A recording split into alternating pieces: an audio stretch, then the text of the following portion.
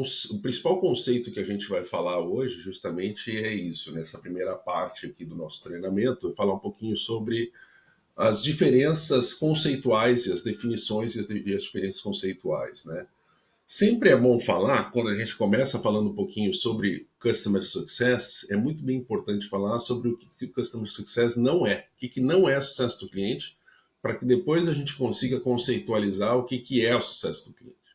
Então, o sucesso do cliente como é um termo muito novo, um termo recente, a gente precisa trazer muito esse conceito e desmistificar alguns pontos importantes que a gente vai estar falando hoje, né? Então, vamos para um alerta, começando o que o sucesso do cliente não é, né?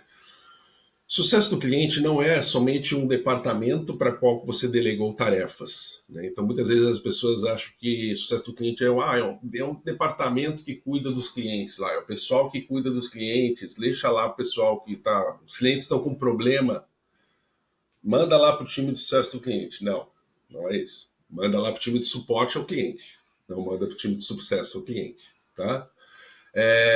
Ou é simplesmente limitado a quem tiver encarregado de gerenciar contas, né? Tipo, então só o pessoal que fica fazendo gestão de conta que precisa saber sobre o sucesso do cliente, né? E a gente vai ver que é muito mais do que isso, né? No fim das contas, o sucesso do cliente ele é uma filosofia, ele é uma cultura, ele é algo que tem que estar permeado justamente em toda a organização, seja em vendas, seja em marketing, seja em operações, seja na parte do pós-venda em si, financeiro, enfim, todos os pontos de contato que interagem com o cliente em algum momento, né, precisam conhecer o que significa sucesso do cliente e as diretrizes estratégicas de sucesso do cliente. Tá? Tem um conceito que muitas vezes as pessoas confundem e acham que sucesso do cliente é ficar sendo babá de cliente, como a gente chama, né? De ficar entendendo que a nossa missão é ficar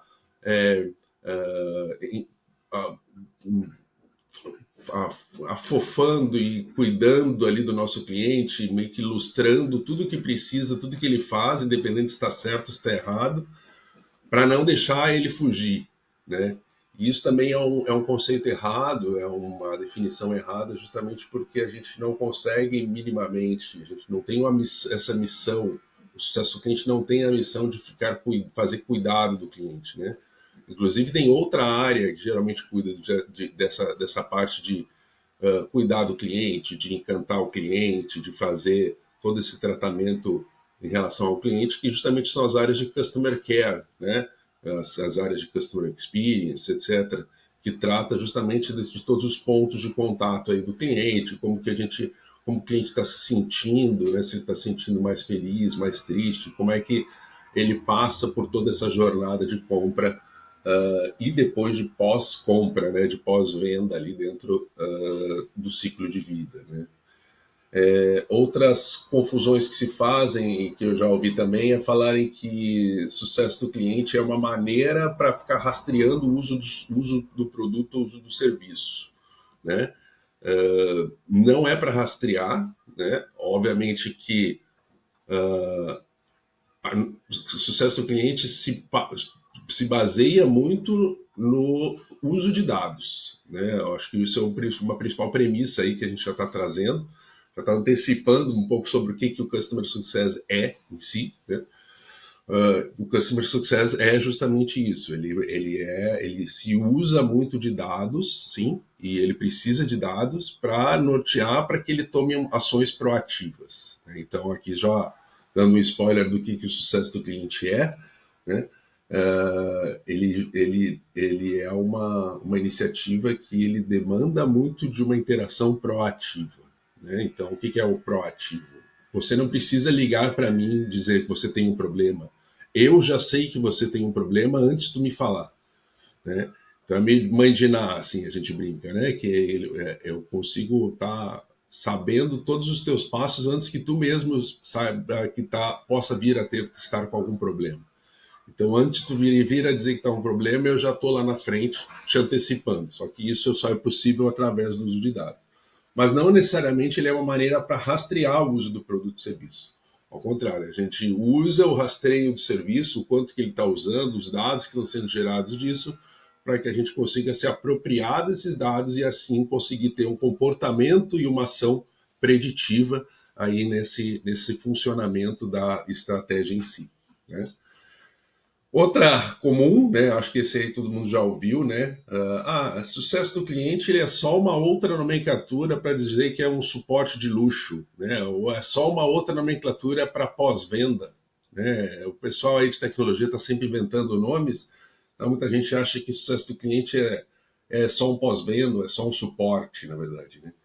E e também está errado, porque, como a gente fala, né, o foco do sucesso do cliente não é somente, né, manter relacionamento próximo com os clientes. Né?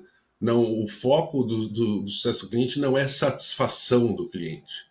Assim, né? A gente tem um pouco desse conceito de que o objetivo do sucesso do cliente é satisfação do cliente. Não é satisfação do cliente. Né? Como bem a Suene já falou, antecipou aqui no nosso conceito, né? O objetivo do sucesso do cliente é justamente entregar resultado para os clientes através da melhor experiência possível, né? Então, de uma forma bem simples, esse é o foco do sucesso do cliente. É o ponto final, o output de tudo é resultado, né? Então, quando pensar como assim resultado? Bom, depende de quem que a gente está falando, né? O que é resultado para uma empresa que vende operação de crédito ou que vende antecipação de recebíveis? É fazer com que a pessoa opere mais, né? Então isso é resultado. No fim das contas, é um resultado financeiro. O resultado ele pode ser de vários tipos. Ele pode ser o resultado financeiro, ele pode ser o resultado de aumentar a receita, ele pode ser o resultado de diminuir custos, ele pode ser o resultado de melhorar a eficiência, ele pode ser um resultado de reduzir turnover, né? Então, são resultados organizacionais e estratégicos. Eles geralmente estão muito conectados com os objetivos estratégicos da companhia. Eu preciso crescer no ano, eu preciso vender mais, eu preciso aumentar faturamento. Ou, eu não estou tanto preocupado com faturamento, eu estou mais preocupado com a lucratividade. Então, eu preciso aumentar faturamento e reduzir custo. Então, eu preciso olhar o meu EBITDA lá no final do ano. Então, como é que está o meu EBITDA? Como é que está a minha capacidade de valuation? O quanto que a empresa está se mantendo rentável ao longo do ano? Isso é resultado. E essa é a missão do sucesso do cliente. Então, a gente consegue fazer isso através das interações com os clientes. Então, a gente já antecipei aqui de uma forma breve, e o objetivo, obviamente, é através de interações mais proativas, digamos assim, né? Pois bem, então, aqui a gente tem uma visão da diferença, né, muito bem relacionada a esse conceito de sucesso do cliente pós-venda, saque, atendimento, né, o SIGEM, saque, né, muitas vezes as pessoas já conhecem o saque, né, antigamente, né, 0800, quem que era mais antigo vai se lembrar dessa frente, né. Então, o Customer Success, o sucesso do cliente, é uma estratégia da empresa que reflete a sua cultura. Como assim?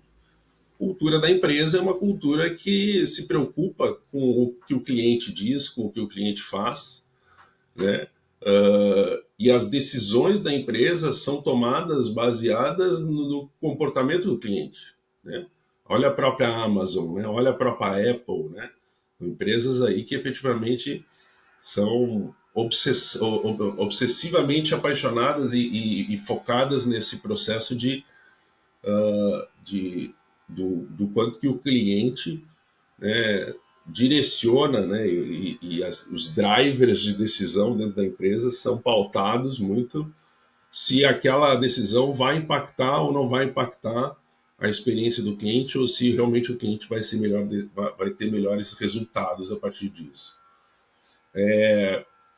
Ele é um mantra que vem do empreendedor e é transmitido ao time, né? Então a gente tem aqui justamente nesse processo, né, falando justamente aqui do nosso CEO, Paulo. Paulo, esse é um processo que passou e é um objetivo que está na pasta e na mesa do Paulo como um dos principais, né, stakeholders aí do nosso projeto, né? E obviamente entre os demais outros stakeholders, né, sponsors que vêm sendo trabalhados, como o Paulinho, o Diogo, etc., que são as pessoas que estão à frente aí dessa nossa iniciativa, né, justamente porque é algo que é estratégico, né, para que a partir desse momento, onde a gente comece a fazer esse desdobramento com todas as lideranças, todo mundo comece a entender, porque o papel de vocês vai ser cada vez mais importante nisso, na disseminação disso para suas equipes, né, e porque esse mantra precisa ser continuado, né, para as suas lideranças intermediárias, para os analistas e para os operadores, né.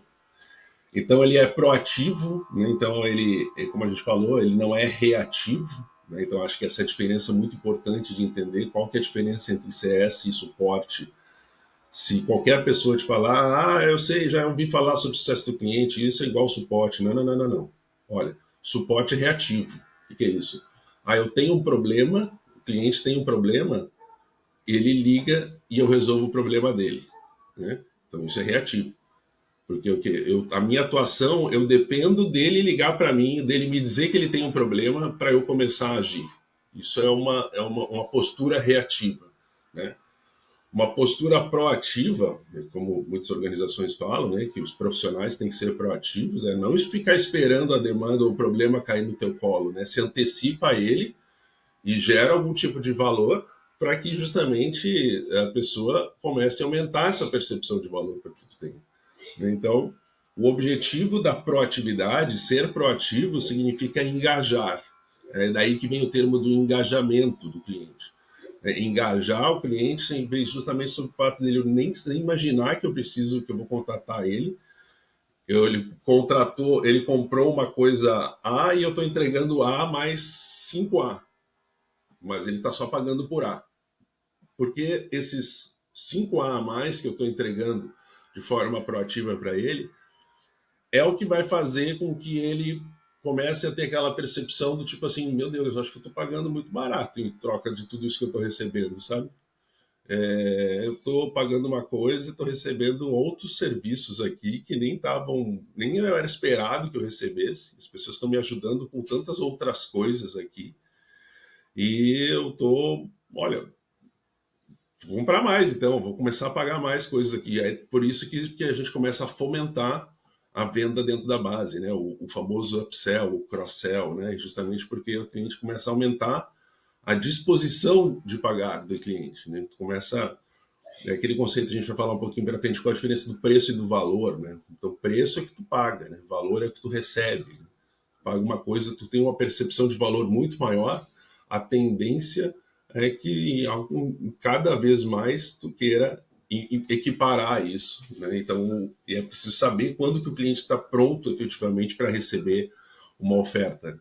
Não adianta a gente só fazer, vou fazer uma visita para o meu cliente lá, na visita eu já vou tentar vender uma coisa nova para ele. Não, cara pálida, né? Primeiro gera valor para ele, né? Distancia essa diferença de preço e valor para ele. Quando tu tiver um gap grande aqui, aí tu pode efetivamente oferecer qualquer coisa para ele que ele compra, né?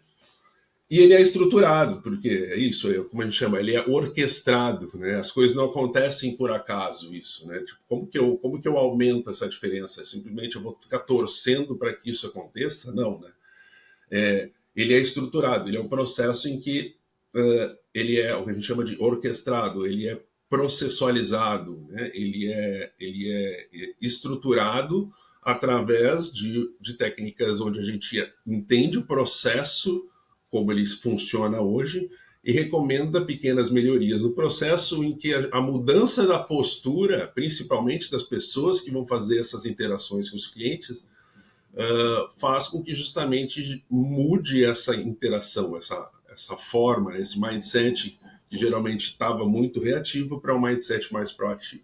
Né? Já o pós-venda, o site atendimento, sim, é tudo isso que a gente falou anteriormente, né? Então, é um departamento da empresa, é responsabilidade das áreas de atendimento, é reativo, o cliente liga para o saque quando tem problema e ele é transacional. Então, ele não é, eu estou com um problema, é relacionado a alguma transação que foi feita, né?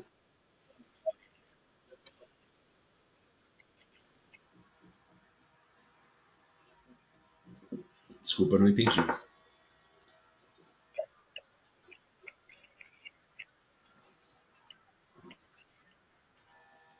Ah, tá bom. É, então é isso. Então ele não é serviço de suporte ao cliente, não é felicidade, não é satisfação do cliente, né? Então isso aqui é um conceito muito importante, né? Às vezes as pessoas entendem que tipo, não, nosso objetivo é deixar os clientes felizes, né? Ah, não adianta a gente criar, a gente direcionar a felicidade do cliente, né? Felicidade, ele é um termo muito, ele é um sentimento, né? Cliente, ele não quer se sentir feliz, como eu falei. Pensa em você quando você compra qualquer coisa, principalmente serviços, como a gente está falando, né? E isso funciona tanto para B2C quanto B2B. Óbvio que a gente está aqui falando no universo B2B, mas isso aqui também funciona para qualquer tipo de compra de serviço de B2B, porque no fim das contas, no B2B, a gente também está falando com pessoas, né? Então acaba que no fim das contas é tudo H2H, né? Que a gente brinca, é o human to human, né? Porque mesmo que a gente está falando com B2B, lá na outra ponta, tu está falando com um comprador, tu está falando com um operador, tu está falando com um CFO, com um gerente financeiro, e essa pessoa ela tem objetivos que ele precisa seguir, corporativos, mas também tem desejos pessoais por trás. Né? Então a gente precisa entender os dois, né? Dessas duas formas. Né? E não só dele, mas obviamente todos os stakeholders que fazem parte do processo de decisão e de influência, digamos assim, de compra dentro do cliente, né? Porque a gente sabe lá que não é somente o comprador, né? Tem o comprador, tem o decisor, tem o influenciador, né? Tem o iniciador, né? Então a gente precisa entender qual que é o papel de cada um deles para que a gente consiga entregar valor e resultado para cada um deles, né? Mas por que felicidade do cliente não é importante, não é o foco? Porque como felicidade ele é um sentimento, o cliente ele não busca felicidade, ele busca resultado, como a gente falou. Então, por muitas vezes, em muitos projetos, a gente já viu isso acontecer. O cliente ele está extremamente satisfeito com a empresa. Estou muito satisfeito, meu NPS está excelente, eu indicaria para vocês. Mas sabe o que eu vou fazer? Eu vou fazer isso aqui. Eu vou cancelar sorrindo. Vocês são ótimos, eu amo vocês, mas tchau, tchau. Estou indo lá pro teu concorrente porque ele gera valor para mim. Ele entrega resultado, tá? Mas olha, eu amo vocês, tá bom? Não se esquecem, tá? Meu NPS aqui vai estar 10 para vocês, tá? Mas satisfação não basta para mim só. Você tem que me entregar resultado. Se tu não me entregar resultado, eu vou fora. E por que isso? Porque o poder saiu da nossa mão enquanto fornecedor, enquanto empresa, enquanto produtor, né? A era cloud, a tecnologia cloud, ela gerou justamente uma mudança, uma disrupção aí no cenário de que quem produz e quem consome. O poder foi todo para a mão do consumidor. A troca de produtos, ela está a um ponto de simplesmente apertar um botão e tchau, não quero mais, eu vou para o próximo, né? Basta ver as decisões, as nossas decisões enquanto pessoas, porque todos nós somos consumidores também. Né? Então, isso é muito importante, porque as nossas decisões hoje de compra e de manutenção de uma mensalidade, seja numa cobrança recorrente, ou seja num estímulo de recompras, né? Enquanto não necessariamente não existe o processo de recorrência ou de assinaturas mensais, né? O que eu preciso fazer? Então, o cliente feliz não adianta só trazer felicidade, porque felicidade sem resultado é igual a cancelamento. E aí tem um cara, né? Esse cara é muito conhecido no universo do CS, que ele chama-se Lincoln Murphy. Né? O Lincoln Murphy, ele foi um dos principais, assim, disseminadores do conceito de sucesso do cliente. Obviamente que sucesso do cliente ele sempre existiu. Né? Eu gosto de falar um pouco sobre isso. O sucesso do cliente sempre existiu desde a época lá da mercearia, do mercadinho, do tio que tinha os clientes nos seus papeizinhos, nos seus caderninhos, né? Sempre existiu uma preocupação com o sucesso do cliente, com o resultado do cliente, né? Mas o que é o novo no processo, né? O que é o novo que surgiu com o novo é a gestão do sucesso do cliente, né? Então é o management, assim, né? O CS ele sempre existiu, o que é o novo é o M, né? Então por isso que tem o conceito do CSM, né, que geralmente são os profissionais que ficam responsáveis por fazer o gerenciamento do sucesso do cliente dentro das operações, dentro das empresas, né? E o Lincoln Murphy, ele é um cara que ele veio da Salesforce, e obviamente que ele, tipo, depois ele disseminou isso através da Insight, né? Mas o conceito de sucesso do cliente em si, muitas vezes, muitas pessoas entendem e acham que nasceu na Salesforce, que é um dos maiores softwares de CRM do mundo, né? Mas ele nasceu na Vantive, que é uma empresa anterior, que trouxe muito esse conceito de, opa, peraí, estava bem nesse processo de que, oxa, nessa mudança de disrupção, não, então o poder está saindo da mão dos transacionais, até então, na época, obviamente, dos softwares, né? Os softwares, quem é da minha época, sabe, tu comprava um software e o software era teu, né? Eu, na minha juventude, sempre foi muito de comprar Photoshop, CorelDRAW, etc, né? Então tu comprava lá, vinha até numa caixinha, né? Então, ó, tá aqui teu software, ó, toma. Então tu não precisava ter uma preocupação de sucesso do cliente com essa pessoa, porque tu já entregou tudo que tu vendeu para ele, né? O que acontece? Quando começa a passar essa tecnologia cloud e começa a vir o conceito, né, de tudo ser sob serviço, né, de tudo ser sob demanda, né, então tu não precisa mais agora vender um produto físico e eu vou aqui e instalo na minha máquina. Não, agora tu tem login e senha, tu acessa isso através de um software que fica na nuvem e tu acessa com o teu e-mail e uma senha. E isso fica no servidor, na nuvem, e obviamente ele não é teu, então eu estou te emprestando ele. Então a gente deixa de ser também compradores e a gente passa a ser locador, na verdade, né? De uma certa maneira nós somos locatários, né? Então a gente começa a alugar muito os serviços que a gente consome, né? Basta ver Netflix, Spotify, né? Vocês pagam uma mensalidade para eles, na verdade, né? Óbvio que é uma mensalidade pequena, mas tem outros tantos serviços que pagam mensalidades maiores ou menores, enfim, mas são mensalidades. Quando a gente paga mensalidade, quando começa a mudar esse conceito de que, olha, eu não sou mais necessariamente dono 100% daquele produto, né? Aquilo deixa de ser um produto, ele passa a ser um serviço em si, né? Então, eu não sou mais 100% dono, eu preciso garantir que minimamente esse cara vai pagar a próxima mensalidade, né? Eu preciso garantir que esse cara vai pagar a próxima mensalidade. Só que se eu não conseguir garantir como o poder justamente ele sai da nossa mão enquanto produtor, vai para a mão do cliente e o custo de troca é muito rápido, se eu não entrego minimamente algo a mais além do que meus concorrentes então estão fazendo, ou minimamente por mim mesmo, né? Eu ali aperto o botão e sai do Spotify e vai para o Deezer, por exemplo, né? Ele sai de um player A e vai para o outro player B, né? Ou como a gente tem visto aqui, a questão dos envios de borderô, né? Por exemplo, no nosso caso, que a gente está falando aqui especificamente desse projeto piloto que está rodando inicialmente somente com algumas plataformas e somente com produtos específicos. Hoje a gente está começando só com a parte de recebíveis ali, né? Mas o cara ele faz esse processo, ele começa a fazer com diversas empresas, né? E aí ele fica meio que trabalhando naquele conceito de quem tem a menor taxa, na verdade, né? E aí, bom, ele se homologa em várias, então como ele está homologado em várias, eu meio que o poder está na mão dele, de uma certa forma, né? Eu escolho qual botão que eu vou apertar aqui, com qual que eu vou seguir aqui.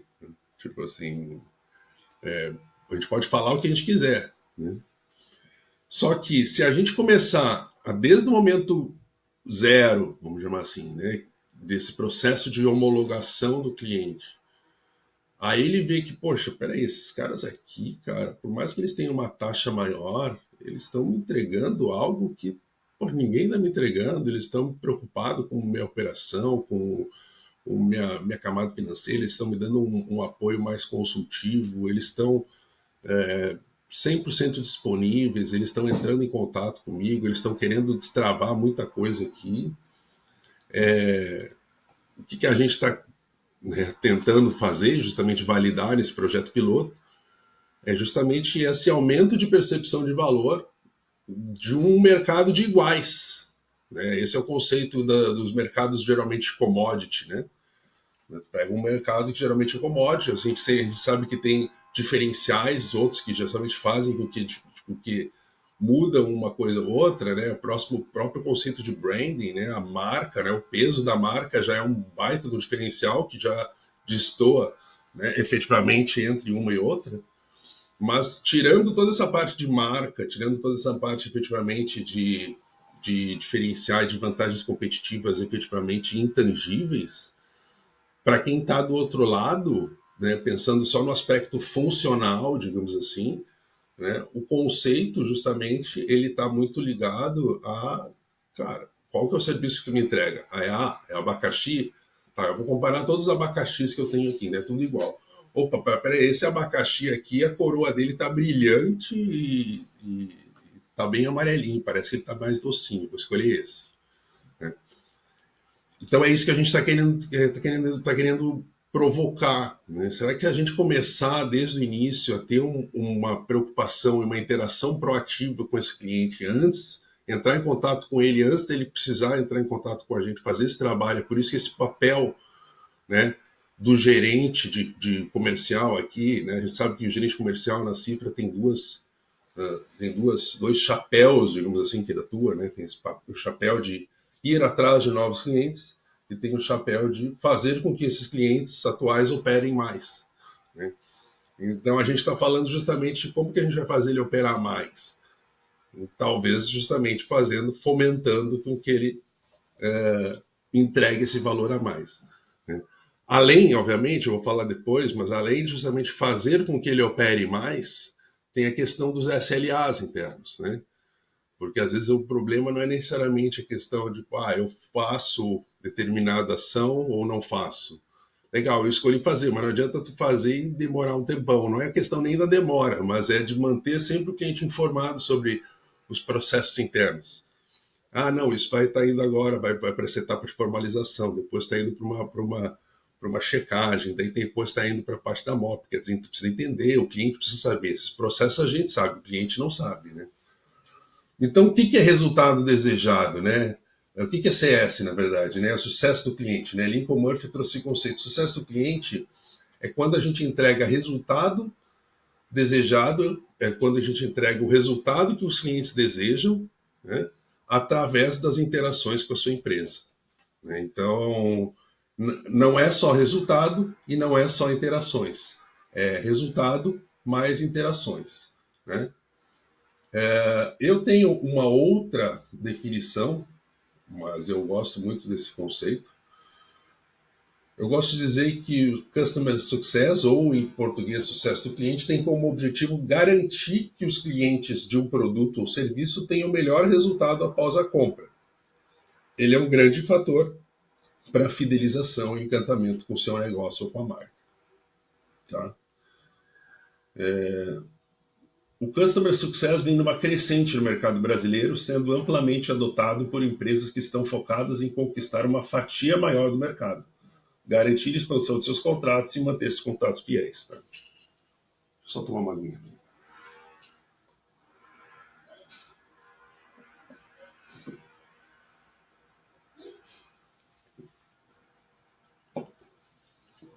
Vou olhar a palavra aqui.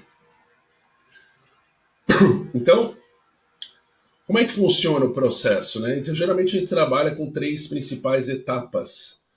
Né? Tem a etapa de implantação, né? Então a gente prepara o cliente, o produto, o serviço, no caso que a gente está falando aqui, para o uso, dando todas as informações e aplicando alinhamentos necessários que precisam ser feitos.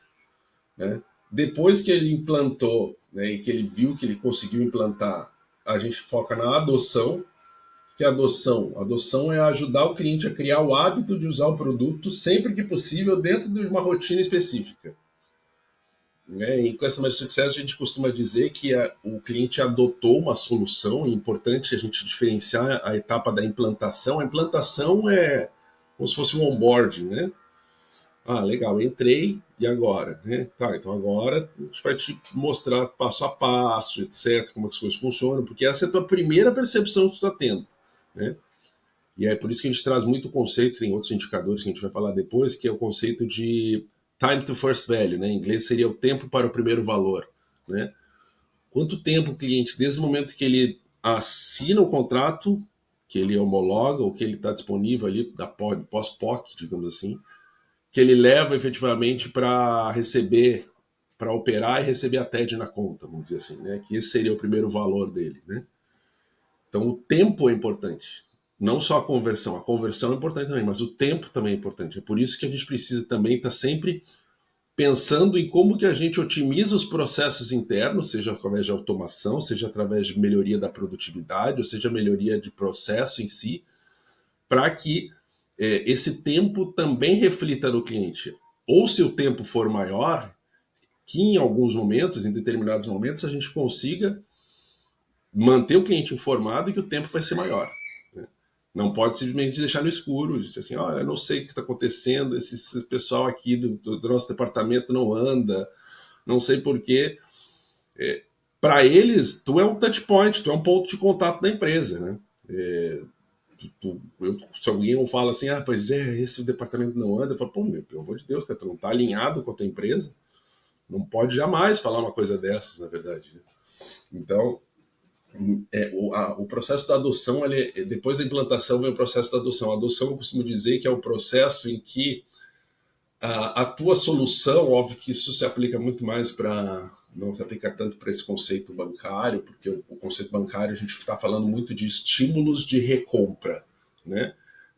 Porque a gente precisa fazer com que os clientes comprem mais vezes, né? Então é muito mais relacionado à frequência de compra, né? E amplitude do valor médio de compra, na verdade, né? Mas isso funciona, a adoção conceitualmente funciona mais nos modelos recorrentes, né? Que são os modelos em que há uma cobrança recorrente, como os SaaS, né? Os serviços, os softwares sobre serviços, etc.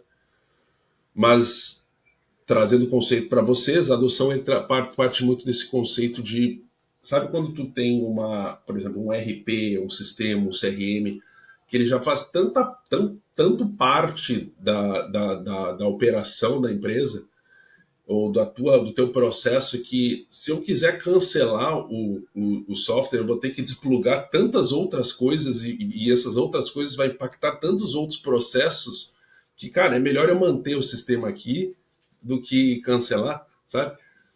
Esse é o foco da adoção. É quando a gente consegue meio que fazer o sistema ser parte do ecossistema empresarial, digamos assim. Né? Então pensem aí em algum sistema, algum software efetivamente que tenha aí dentro da operação de vocês que passe por esse processo. Né? Então, isso que a gente quer conseguir conquistar também. Isso, serviço também é possível, a gente conseguir estar adotado a ponto do cara, eu vou precisar, eu não vou nem considerar outras empresas de crédito, eu vou direto no Cifra. Né? E engajamento é engajar o cliente. Né? O engajamento ele identifica, né? E isso são etapas porque eles precisam acontecer depois das etapas. Né? Como a gente falou, ele é orquestrado. Né? Então eu preciso construir a etapa da implantação, eu preciso construir a etapa da adoção para chegar no engajamento. O que acontece? Muitos gerentes de conta, né? Eu preciso vender para o meu cliente, ele vende uma vez e depois já quer vir direto para cá. Vamos vender mais uma vez? Não quer comprar mais de mim? Peraí, me entrega o que me vendeu antes. Tá, me entreguei, tá bom. Agora, o que mais tem aí para mim, além disso que tu me vendeu aí? Vou te ajudar aqui, vou te dar uma assessoria aqui para tu entender melhor aqui como é que tu pode fazer, eu vou destravar aí algumas frentes aí do teu mercado, eu vou entender, te assessorar aí com algumas dinâmicas que acontecem em mercados específicos, né? E daí o foco do engajamento aí sim é a venda, né? Porque no fim das contas o CS também tem a missão de aumentar a receita, né? Então, de uma forma geral, o atendimento ele é proativo, o contato acontece muitas vezes antes do cliente saber que ele precisa, né? A gente usa dados para isso. Os atendimentos não têm necessariamente metas de tempo, e sim de qualidade. Então, qual a profundidade do atendimento que eu estou dando. A gente constrói playbooks, né? Playbooks é um termo em inglês, mas ele parte muito do princípio, efetivamente, de que são estruturas que guiam as tarefas e o dia a dia do CSM. Eles têm um follow-up constante, desde a venda até a renovação. Você sempre sabe como o seu cliente está se orientando através das métricas de negócio. E tem diversos KPIs, a gente vai falar um pouquinho sobre cada um deles, né? Então, Lifetime Value é o maior de todos, né? Então, Lifetime Value em inglês seria o tempo de vida útil do cliente, né? Então, pensa que ele paga uma mensalidade, um valor X, um ticket médio X, e ele está operando com a gente por X meses, né? Então, o LTV é o tempo que ele está com a gente multiplicado pelo ticket médio que ele tem. Né? Obviamente não desse cliente, mas de todos os clientes. E aí, obviamente, a gente pode fazer por segmentação também. Né? Vamos fazer uma cohorte somente de clientes de produtos de antecipação de recebíveis, ou vamos pegar uma cohorte somente de clientes da plataforma X. Né? Então, como é que está o LTV desses caras? E por que é importante saber o LTV? Porque, no fim das contas, é aqui que vai trazer a lucratividade. Né? Porque o LTV mostra quanto tempo que esse cara continua como cliente conosco durante todo o ciclo de vida deles. Né? Mais para frente a gente vai trazer um pouco do conceito do CAC, a importância da relação do LTV com o CAC. Né? CAC, para quem não sabe, é custo de aquisição de cliente. Né? Então, toda empresa paga para trazer um cliente, né? Seja através de vocês, né? Funcionários, vendedores, né? Gerentes, ferramentas, anúncios, né? Tudo isso são custos que a gente está botando na frente, então a gente está largando, como se fosse assim, a gente está largando perdendo, né? A gente bota na frente para trazer um cliente. Né? Então, quanto tempo esse cara tem que continuar comigo, o cliente, para minimamente break-even, minimamente dar o break-even, minimamente dar o empatar. E depois, quanto tempo esse cara precisa continuar conosco para mostrar que esse cliente está trazendo lucro para dentro da empresa. Né? Geralmente a relação é 3:1, tá? Então, se eu tenho X de custo, esse cara precisa ficar 3x dentro da empresa para lucrar. Se ele ficar menos, já está dando problema. Tá bom? Time to First Value, como eu falei, né, o tempo do primeiro valor. MRR, isso é um conceito que acontece muito no conceito de empresas de economia da recorrência, né, que é receita mensal recorrente. E depois pode ter a receita anual recorrente. Né? O churn, né, é o famoso vilão aí, né, de qualquer operação de sucesso do cliente, porque o churn é o cancelamento em si. Né? Então, quando o cliente decide, no nosso caso, o cancelamento acontece justamente quando o cliente nunca mais decide fazer esse serviço conosco. Né? Ele simplesmente decide, fecha as portas total. Assim. E, obviamente, é difícil de recuperar clientes que cancelam, né? Porque ou a gente não entregou o resultado ou a gente não entregou a experiência. Né? Lembra que o sucesso do cliente ele é um mix de resultado desejado mais experiência do cliente. Né? Nós temos o CSAT também. O CSAT é uma métrica muito importante porque ele avalia o atendimento após ele acontecer. Então você já deve ter visto aquela questão do tipo assim, fica na linha mais um pouquinho aqui para tu avaliar meu atendimento. Né? Mesmo que isso aconteça muito em operações de suporte, né? Ou tipo, depois de tu responder, depois de tu interagir tal coisa, tem 5 estrelinhas lá para tu dar uma nota de 1 a 5, como é que tu quer. Então ele é um indicador que ele ajuda justamente a mensurar e a medir, né, a satisfação do cliente. E aí, parênteses, né, a gente falou que satisfação não é importante nessa visão estratégica do CS, porque o CS ele foca em outras coisas, mas nesse micro momento, a satisfação do cliente ela precisa ser mensurada em cada micro momento. Né? Eu interagi com o cliente, falei, oi, bem, estou gerando tal coisa, ou mesmo que o cara não seja alguém que esteja com uma missão de entregar valor para o cliente, não seja um departamento de assistente, pode ser o trabalho da assistente, que fica nesse trabalho de apoio aí ao gerente, né? Fazendo essa missão, tem cada interação com o cliente que tem, se o cliente pediu ou não, é um momento da gente que a gente pode usar para coletar uma percepção de satisfação. Então não é uma satisfação geral como o NPS, é quanto que tu acha que estou satisfeito como empresa. Isso é muito vago, né? Satisfeito. Como está satisfeito com esse meu atendimento aqui? Foi bom? Resolveu o teu problema? Não? Tu precisou depender de muito esforço para realizar ele ou não? Né? Vem o conceito do SES que eu falei, né? O SES justamente tem o conceito de Customer Effort Score, que é o esforço que o cliente precisa fazer para resolver um problema. E expansão na base. Né? Expansão na base é muito importante, que no fim das contas é tudo isso que a gente está falando, que é o quanto que a gente consegue aumentar o ticket médio dos clientes que já pagam para o uso. Ele operou tanto, não, na próxima vez vai operar tanto, mais tanto. Na outra vez ele está operando tanto, mais tanto. Ele está sempre operando mais. Né? Então, a nossa taxa está sempre aumentando. Né? Então, quanto que a gente está conseguindo fazer com que o cliente que opera uma vez, opera a próxima vez mais X. Né?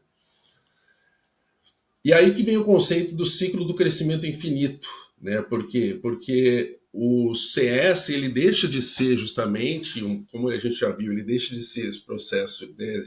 essa área reativa que está dentro das empresas, né? E ele passa a fazer parte de todo o processo comercial como um todo, porque no fim das contas ele tem a missão também de manter a receita, vamos chamar assim, que foi vendida.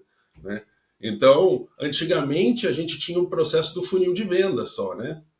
Eu tenho lá um funil, como o meu processo comercial ele é como um funil, né? Então eu tenho lá a primeira parte que é maior, né? Então é o momento onde eu recebo todos os meus leads, as minhas indicações, né? Potenciais clientes que entram dentro de um funil, e aí ele passa por todo um processo interno comercial de qualificação do cliente, de ele tem mais fit com a nossa solução, ele está no momento certo, não está no momento certo. A gente tem todo o processo do ciclo de venda como um todo, né? Então a gente vai refinando esse cliente, apresentando proposta, mostrando valor, etc. E o funil ele vai reduzindo porque essas taxas de conversão elas vão ficando cada vez menores à medida que vai diminuindo, né? Não que seja menor a taxa de conversão em si, mas porque as pessoas que passam pelo funil começam a diminuir. Só que até então as empresas tinham a visão de que o funil ele terminava aqui. O cliente entrava e esse funil terminava aqui e esse cliente para sempre ia ter esse valor. Né? Só que o conceito do CS, quando o CS surge, quando o CS começa a entrar dentro das empresas e mostrar que, olha, gente, não, a minha missão não é só manter esse cliente aqui. Eu consigo, através de manter, além de manter esse cliente que entrou dentro de casa aqui, eu consigo fazer com que ele compre mais. Eu consigo fazer que, além dele comprar mais, ele indique mais pessoas também. O que necessariamente vai reduzir o meu custo de aquisição. Então, o processo ele deixa de ser um funil de vendas e ele passa a ser meio que um que a gente chama de como é que eles ampulheta, né? Vocês já viram como é que é aquela ampulhetinha do tempo que tu vira, que tem areinha que fica passando, né? Que cai de um processo depois ele vai para o outro? Porque no fim das contas ele é isso, ele começa naquele processo da ampulheta, né, aquele um cliente que entrou, e aí eu não estou falando de quantidade de cliente, mas estou falando de receita, né, o quanto que esse cliente de valor paga para a empresa. Tá? Eu fiz uma venda aqui de 30 mil, ou de 100 mil, ou de 300 mil. Então, quanto que a gente consegue fazer com que esses 300 mil se tornem 800 mil? Em quanto tempo? Né? A vantagem disso é porque o cara já está dentro de casa, então eu não tenho custo, não tenho mais custo depois que ele entra dentro de casa. Então é só lucro. Quando eu começo a fazer com que ele compre mais, eu não tenho mais o custo de atrair ele, né? Então o funil de vendas ele se tornou o funil ampulheta, né? Então é isso que a gente vai ver, o que gerou o conceito do ciclo do crescimento infinito. Né? Então o funil ampulheta ele trata muito com o foco de retenção de clientes e de expansão de clientes. E no fim das contas, a gente não está falando de clientes, né? A gente está falando de receita. Né? Porque cada cliente paga para nós uma grana e a gente precisa fazer com que ele compre mais, né? Para que a gente ganhe mais. Né? Então, essa etapa do funil aqui, isso aqui ele está, obviamente, não está tanto no funil por isso, aqui é quase um looping, na verdade, né? Um infinito, assim, né? Mas assim, Essas etapas aqui, eu não sei se está dando para ver o meu mouse na tela, mas essa etapa inicial aqui existe posicionar e conscientizar sua marca, gerar leads, gerar oportunidades, converter vendas, ok. Esse era até então, o funil de vendas terminava aqui, né? Legal, fiz a conscientização, gerei leads, gerei oportunidade, vendi. E aí terminava aqui. Só que a gente consegue começar a entregar a solução, engajar e relacionar, expandir a entrega de valor e gerar embaixador da marca, né? Então, aqui no laranja escuro, ele já tá comprando mais. Entendeu? Como não adianta simplesmente ele entrou dentro da casa, a gente passar ele direto pro laranja, ele tem que passar pelo amarelo e pelo laranja clarinho, para depois a gente focar no laranja, para depois a gente focar no vermelho. Então é isso que a gente quer dizer com é um processo orquestrado, um processo estruturado, né? A gente precisa estruturar essa jornada, esse processo para que isso aconteça, né? E aí, naturalmente, ele gera embaixador da marca e isso é um loop contínuo, porque ele volta depois a comprar mais, né? Então, tudo isso ele é baseado muito em ações de engajamento e, como eu falei, em análise de dados. Porque eu preciso saber quais soluções ele está comprando, em quanto tempo, quanto que ele está interagindo, né? Tudo que tipo de dado que é gerado é importante para nós, para a gente conseguir antever e tornar essa ação mais proativa, tá?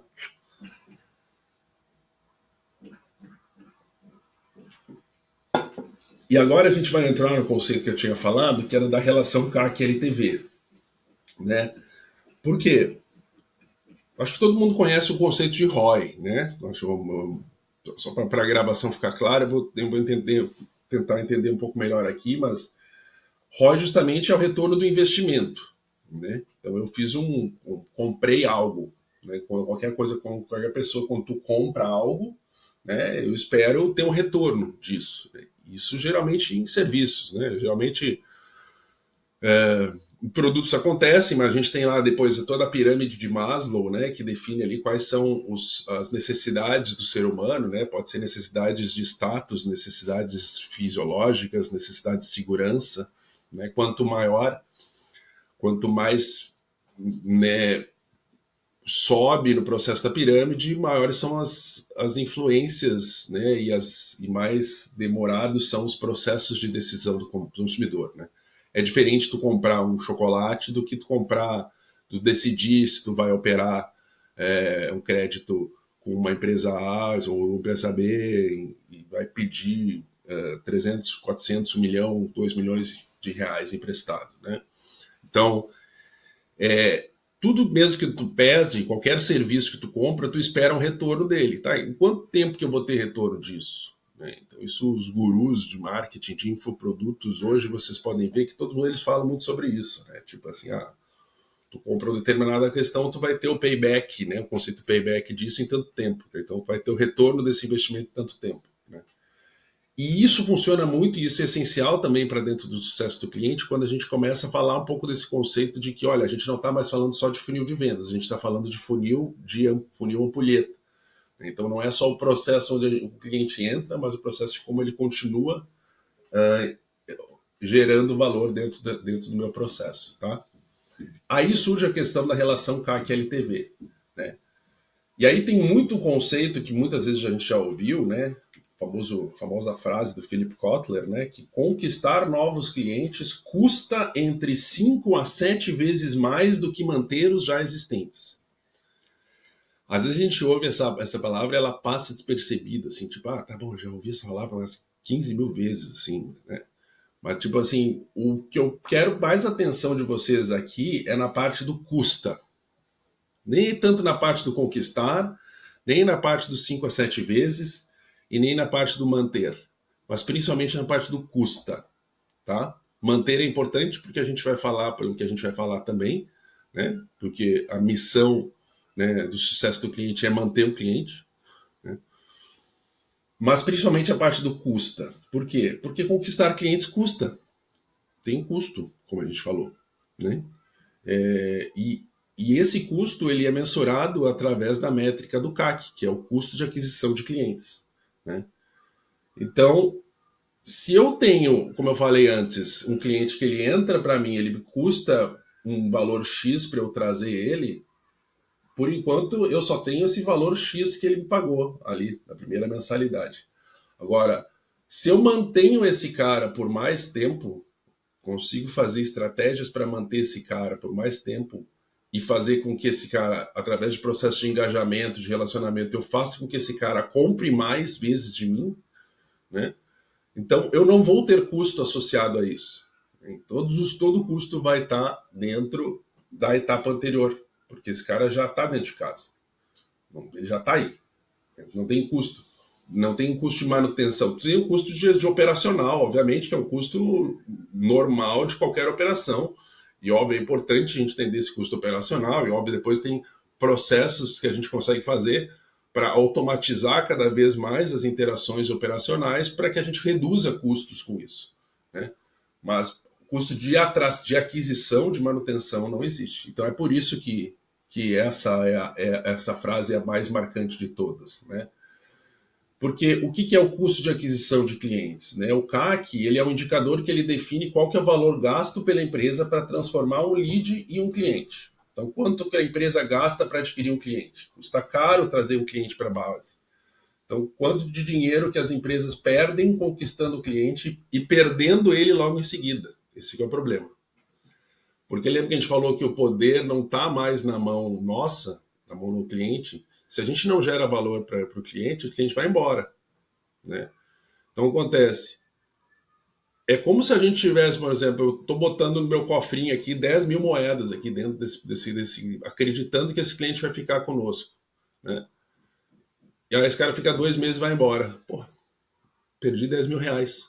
Além de 10 mil reais, perdi tempo dos meus vendedores, perdi, tipo, gasolina. Pô, vai botando para ver quanto que isso vai impactar financeiramente, né? Então, o que acontece? Cada vez mais é importante para as empresas ter uma iniciativa de manutenção do cliente e de estímulos à recompra e de estímulos à venda, à maior venda dentro da base.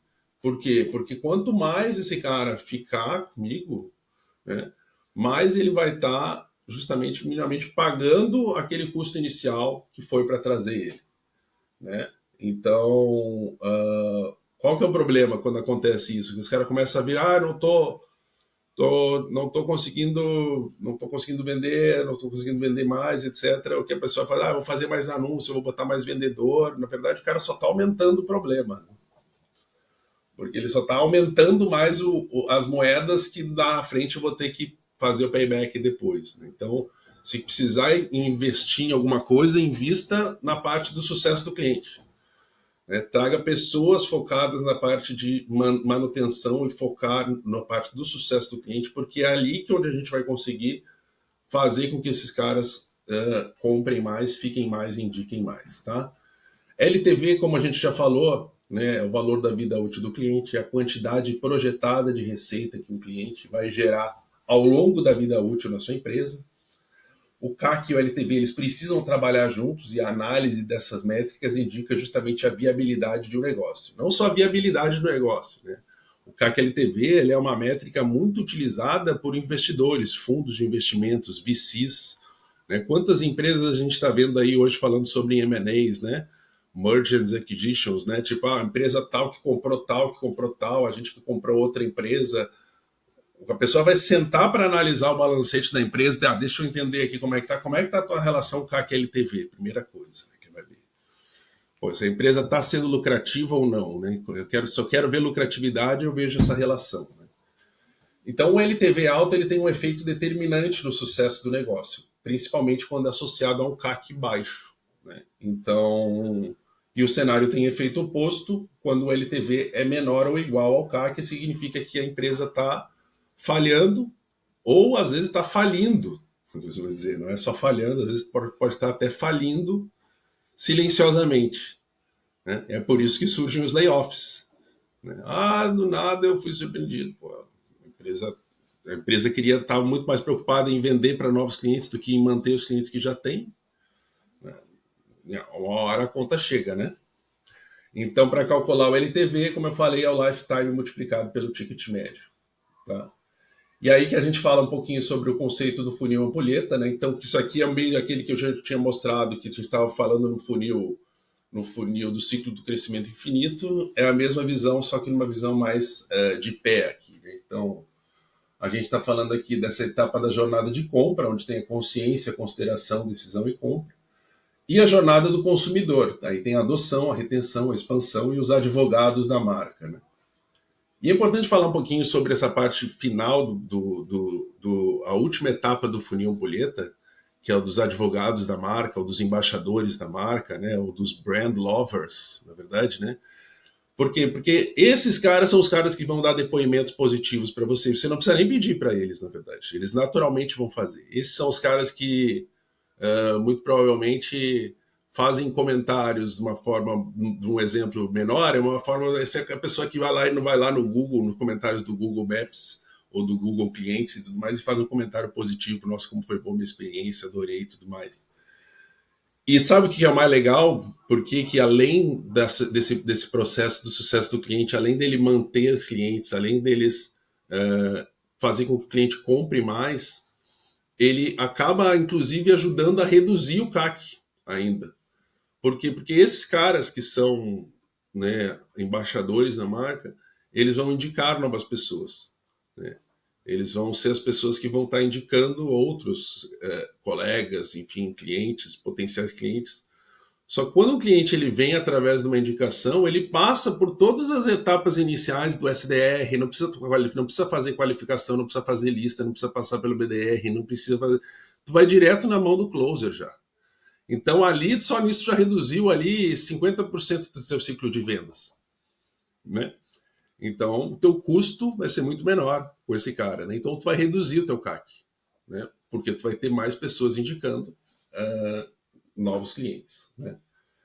Então, o CAC é relacionado a essa primeira parte do funil. Então, toda a empresa que trabalha com a parte de vendas tem que entender, tem que estar ciente quanto que está custando, quanto que está o meu CAC, o quanto que eu preciso melhorar isso. Óbvio que isso é uma métrica inicial. Depois tem as métricas específicas e os indicadores específicos do funil de vendas. Né? Depois tem lá o MQL, o SQL, a taxa de conversão, o ciclo de vendas, né? Então, a quantidade de propostas aceitas, etc. Isso está tudo dentro da parte do CAC. E o LTV nessa parte secundária do funil.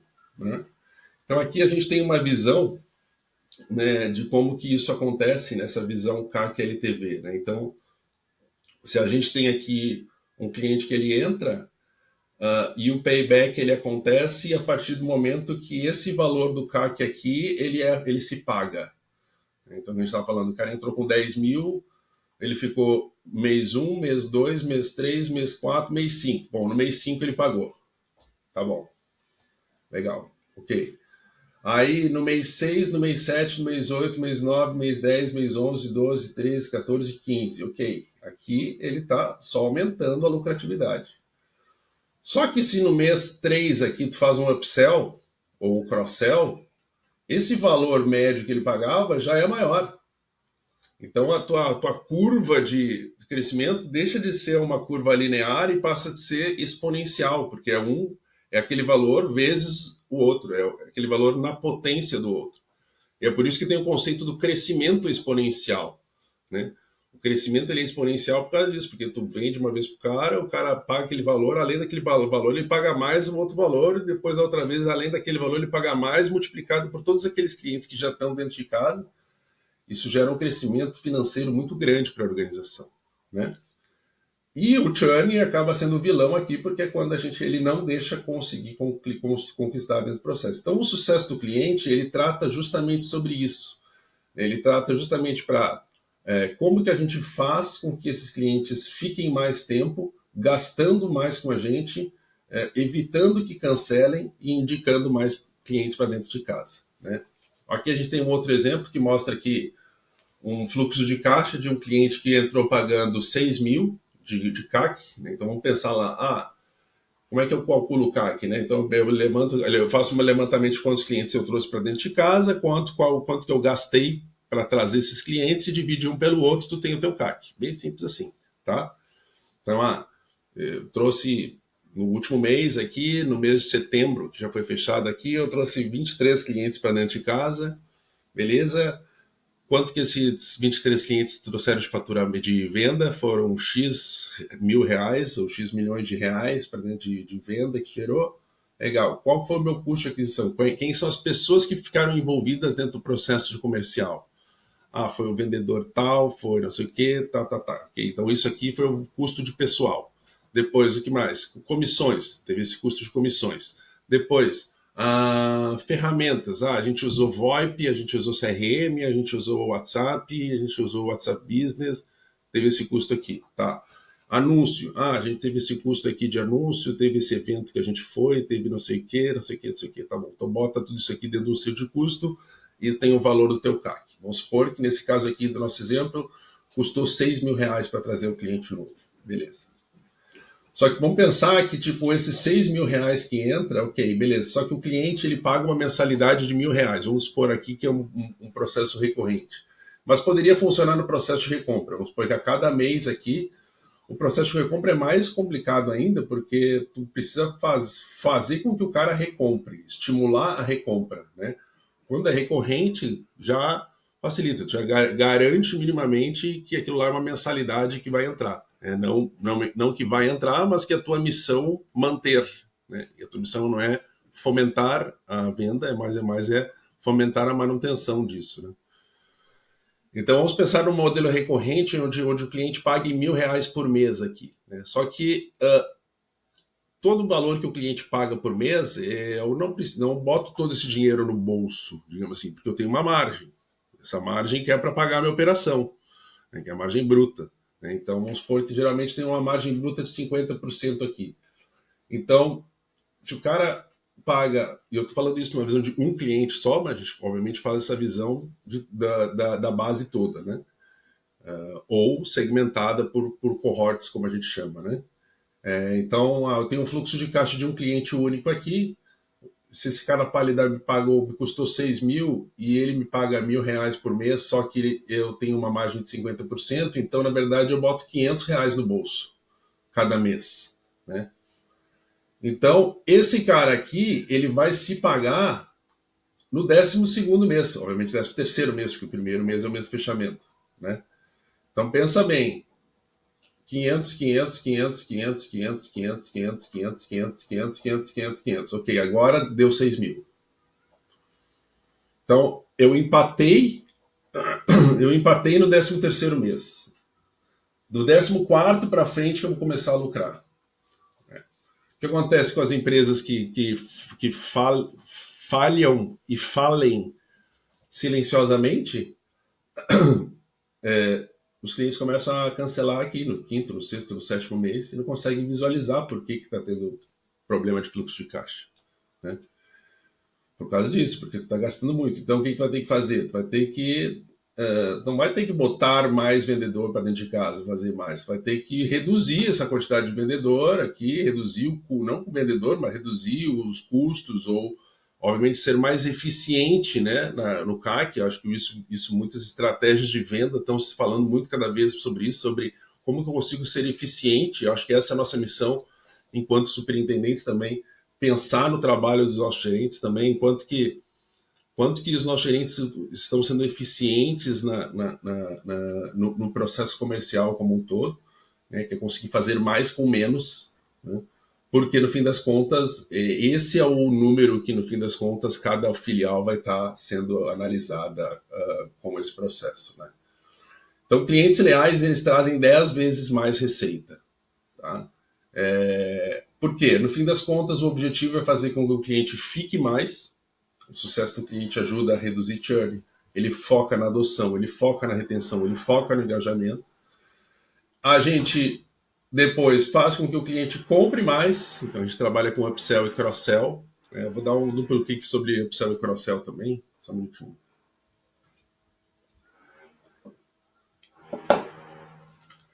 Qual que é a diferença de upsell e cross-sell, né? Acho que eu falo depois mais para frente no slide sobre isso. Se eu falar, depois eu pulo o slide, mas é importante que a gente está falando sobre esse tema agora. A gente já falou antes também, né? Então, o upsell e o cross-sell, às vezes as pessoas usam até o exemplo da batatinha frita do McDonald's. Se tu jogar agora no Google Upsell Cross-sell, provavelmente no Google Imagens vai estar o exemplo do McDonald's, né? Então, o que que é? O upsell é o cara que tu compra ali alguma coisa, ele te fala, tu não quer pagar 50 centavos a mais e levar isso aqui grande, ou essa opção média, na verdade, né? Então, o upsell é tu fazer uma venda daquilo que tu já vendeu para o cliente com maior valor, né? Vamos supor, né? Ah, eu te ofereci, tu operou, fez uma operação de antecipação de recebíveis aqui no valor tal, na próxima vez tu não quer fazer esse valor um pouco maior, né? Tu está fazendo um upsell, é o mesmo serviço. O cross-sell é quando tu fazes cruzado, ou seja, um outro serviço que tu vende para o cliente, né? Então, além desse que tu vendeu aqui, tu não quer agora conectar esse outro cliente, mas tu mantém esse daqui e junta esse daqui. Não adianta substituir um pelo outro, né? Porque daí tu não vai dar o efeito exponencial que a gente falou. Tu tem que manter aquela operação que ele tem feito daquele produto, ele tem que ser a operação recorrente, né? Sempre, todos os meses, precisando garantir daquilo, né? Vendendo daquilo. Só que além desse, não quer também plugar outros, começar a plugar outros, e aí não precisa ser necessariamente crédito, mas pode ser serviços. Tipo, eu tenho uma pessoa aqui agora que eu tenho. E aí que a gente entra também, porque começa na parte de produtização de serviço, né? Tipo, tu não quer contratar aí um treinamento EAD que, sei lá, tu consegue olhar melhor como melhorar a tua gestão financeira ou a tua organização interna, ou tu não quer contratar uma plataforma aqui, ou tu não quer contratar um serviço consultivo do meu superintendente que vai fazer aí uma mentoria de 3 sessões contigo. Enfim, dá para criar várias coisas, né? No fim das contas, são serviços extras diferentes daquele que ele já tem, que a gente começa a plugar em diferentes momentos da jornada para oferecer para ele, para que ele compre mais, né? Então, isso geralmente acontece dentro do processo de impact e de growth dentro da jornada do cliente, né? E no final das contas, a promoção da marca NPS de advocacia. Tá? Então ficou clara a diferença de upsell e cross-sell, né? Então o upsell, né, no exemplo do McDonald's ali, cara, tu compra uma batatinha, te oferece 50 centavos mais, tu vai para batatinha grande. Ou se tu compra um McLanche Feliz e ele te oferece mais alguma coisa e tu não quer levar um sundae. Né? Então, tipo, sei lá, alguma outra coisa diferente daquilo que está sendo comprado, tá bom? E aí tem o conceito da proatividade e entrega de valor, né? Então a gente tem aqui essa visão da diferença entre a jornada de compra e a jornada do consumidor, vamos chamar assim, a jornada do cliente, né? Então a gente tem aqui a jornada de compra, então toda essa parte roxa e azul aqui é a parte do processo de vendas, né? O processo comercial.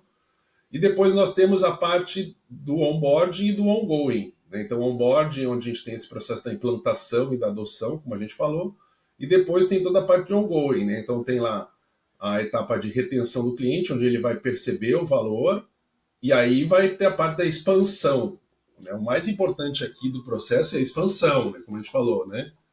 Não adianta a gente chegar a querer fazer o verde escuro aqui se a gente não passa pelos 2 verdes claros aqui na frente, né? Ele é um processo, não adianta entrar. Pode tentar ter sucesso? Pode ter muito sucesso, mas a chance de tu ter mais sucesso vendendo para mais clientes, tu tem que passar necessariamente pelos processos anteriores aqui, né?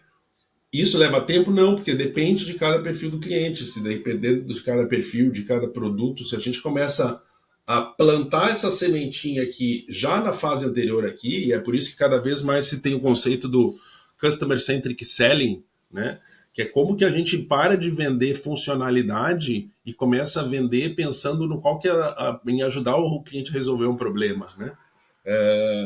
Porque daí o cliente ele já nasce praticamente com todos esses processos de percepção de valor, no processo de decisão de compra aqui, ou até na etapa de consideração da solução, ele já vem engajado. Né? Então o processo de expansão ele é muito maior, né? É muito mais rápido, na verdade. Né? Então, na etapa de adoção aqui, a gente tem onboarding, a gente tem trilhas segmentadas e entrega do primeiro valor. Né? Então, o que é trilha segmentada? Né? Eu tenho aqui na trilha do segmento tal. Então, ou é por produto, ou é por porte, ou é por cliente, ou é por valor que o cliente paga, né? Eu não gosto muito de fazer segmentação, eu entendo muitas empresas trabalham com esse modelo, né? É um modelo de, eu vou segmentar meus clientes com base no quanto que eles me pagam, na verdade, né? Então, os clientes me pagam menos, então lá tem um recebimento mais automatizado, com interações, né, com pouca interação humana, vamos dizer assim. O cliente que paga mais é um cliente enterprise, né? Então ele tem uma visita presencial, ele tem uma interação maior. Eu não gosto muito desse modelo porque esse modelo ele é um modelo que ele diz muito mais, ele é muito mais assim company centric do que customer centric, né? Porque eu tô agrupando os meus clientes com base no quanto eles me pagam, né? O coitado do cliente que paga menos, ele não tem culpa de só conseguir pagar menos, por causa que ele está num outro estágio de vida, né? Então, eu gosto de fazer muita segmentação baseada em AX, né? Que é baseada na experiência apropriada do cliente. Né? Então, qual que é o contexto, né? Qual que é o canal e qual que é a melhor cadência que eu consigo usar. Porque às vezes nem o cara que paga mais ele quer ter tanta interação assim. Às vezes ele já está no momento que ele consegue ter uma interação mais self-service e ele lida super bem com isso. Então, entender quais são as segmentações dos perfis de clientes e criar trilhas para cada um deles, tá? Na parte de retenção, a gente trabalha com réguas, né? Então, réguas de relacionamento, como que vai ser esse meu relacionamento com ele, por quais canais, com quais momentos, em quais interações. Quando que vão ser essas interações proativas, né? Então, quando que eu vou mostrar, fazer esse processo proativo? Vai ser um vídeo, vai ser uma call, vai ser uma visita, como que vai ser? E tem o conceito do Customer Health Score, a gente vai falar um pouco mais para frente, mas o Customer Health Score ele fala justamente, e aqui o Health Score ele é um dos principais os principais artefatos, os principais formatos que a gente tem dentro de uma estratégia de sucesso do cliente para que a gente consiga garantir a saúde do cliente e saber antecipadamente qual que é o próximo passo dele. Lembra que a gente falou lá atrás, pô, isso parece meio mãe de Iná, né? Eu consigo já saber o que tu vai fazer antes mesmo de tu fazer. A gente precisa usar dados para isso. Então, o Customer Health Score nada mais é do que um sistema onde ele unifica os dados do cliente e ele consegue mapear e direcionar como é que está a saúde do cliente, por isso o conceito de health no meio, né? Que é saúde em inglês. Então, é a pontuação da saúde do cliente que a gente consegue ponderar diversos indicadores, diversos dados do cliente em um só. Então a gente tem uma visão ali, como a gente tem uma visão ali da nossa pressão arterial, a gente brinca nisso, né? Essa é o único indicador da nossa saúde enquanto humanos que nós precisamos saber, né? Tipo, então se tá 12/8, tá ok. Se começa a baixar muito, tem um gatilho. Toma água com açúcar, toma água com sal. Eu nunca sei quando tu usa sal, quando tu usa açúcar, né? Se é na alta ou na baixa, na verdade, né? Mas, enfim, e chega um momento que, tipo, ok, água com açúcar não adianta mais, vamos sair correndo para o hospital porque está na hora, né? Então, o que acontece? São indicadores de saúde humana que nós usamos para controlar a nossa saúde e através quando esses indicadores atingem estágios problemáticos, começam a acender alertas e esses alertas eles são acionáveis, vamos dizer assim. Chegou no determinado número, agora eu preciso executar tal função. Chegou no determinado número, agora eu executo aquela outra função com maior cuidado e chegou no outro número, cara, risco de vida, vai para o hospital. Então, cada número, cada patamar que esse indicador vai atingindo, vai acionando gatilhos, né? E esses gatilhos, como a gente faz para a nossa saúde, é exatamente a mesma coisa que a gente faz para os clientes, né? Então a gente consegue saber como é que está o engajamento desse cliente com a gente. Opa, ele está em uma situação que está perdendo percepção de valor aqui. Então vamos atingir o primeiro gatilho. Qual vai ser? Vamos entrar em contato com ele, vamos ligar para ele, vamos tentar agendar uma reunião. Opa, cara, tá chegando um outro valor. Quando chega no momento assim, cara, eu já tô vendo que esse cliente vai cancelar. Antes mesmo dele cancelar. Antes dele me falar que ele vai cancelar. Porque os dados estão me mostrando isso, né? E isso funciona tanto para o ruim mas também funciona tanto para o bom, né? Porque, assim, como a gente vai ponderar diversos indicadores, a gente vai ver esses indicadores, a gente pode estar vendo, pô, esse cliente estava numa zona vermelha aqui há um mês atrás, depois ele já está numa zona mais amarela, ele já vai se engajando com as nossas interações, os indicadores dele estão melhorando. Aí no próximo mês, pô, o indicador dele melhorou mais ainda, e no outro mês o indicador melhorou mais ainda, e, meu Deus, esse cara está vendo muito valor, a gente está fazendo alguma coisa certa para ele. Agora sim está no momento da gente vender para esse cara. Vamos então agora abordar esse cara e falar de venda com esse cara. Não adianta eu falar de venda com um cara que está quase na UTI. Eu preciso falar de venda com um cara que está já no processo de ver valor. Né? Então eu preciso identificar como é que está o status da saúde e do relacionamento dos clientes com a minha empresa, para que eu consiga saber quais são aqueles que eu posso abordar comercialmente, quais que eu não posso, quais que eu tenho que falar sobre manutenção, quais que eu tenho que falar sobre problema do meu produto, no meu serviço, qual que eu tenho que tentar até falar sobre o que a gente chama de retenção, né, de resgate, né, que é o processo de saving, né, de salvamento do cliente. Cara, tipo, vamos tentar então agora negociar, eu te dou aqui, eu te bonifico aqui algumas aqui para tu manter cliente como nosso cliente. Né? Então isso se fala muito em health score, nesse processo de retenção de clientes. No processo de expansão de clientes, então a gente vai falar muito sobre fluxos de ativação para novas funcionalidades, testes, né, grátis de novos planos e venda de treinamentos. Então isso aqui passa muito pelo processo de upsell e cross-sell. E no processo de indicação vai falar muito sobre a estruturação de estudos de caso, coletas de depoimentos e customer marketing. O customer marketing nada mais é do que o marketing se apropriar das iniciativas de sucesso do cliente para construir, né, trilhas segmentadas ou para melhorar, afinar melhor meus anúncios. Quem são os clientes que ficam mais tempo com a gente? São esses clientes aqui. Qual que é o perfil deles? Esse aqui, beleza. Então vamos ver em qual canal que eles entraram lá atrás. Eles entraram no canal de eventos no stand tal. Tá bom, isso se repete. Tem um padrão a partir disso? Sim, tem um padrão. Bom, beleza, então a gente já sabe, vamos parar de investir em anúncio online e vamos começar a marcar mais evento, porque é lá que acontece, que surge os nossos negócios dos clientes que mais nos indicam. Então a gente precisa clonar esses caras e trazer mais para dentro de casa. Né? E aí o modelo de atendimento ele passa muito por esse conceito que eu falei, né? O conceito de complexidade e valor. Né? Então esse processo, o high touch, o tech touch, o low touch, que em inglês significa o toque alto, o toque tecnológico e o toque baixo, ele se baseia-se muito nisso. Né? Então a segmentação, se eu tenho muito contato humanos e pouca tecnologia de automação, eu tenho uma interação mais personalizada, com maior alta frequência, às vezes até presencial, né? Eu vou no cliente, abro, vou fazer uma reunião, mostrar, fazer a visita, né?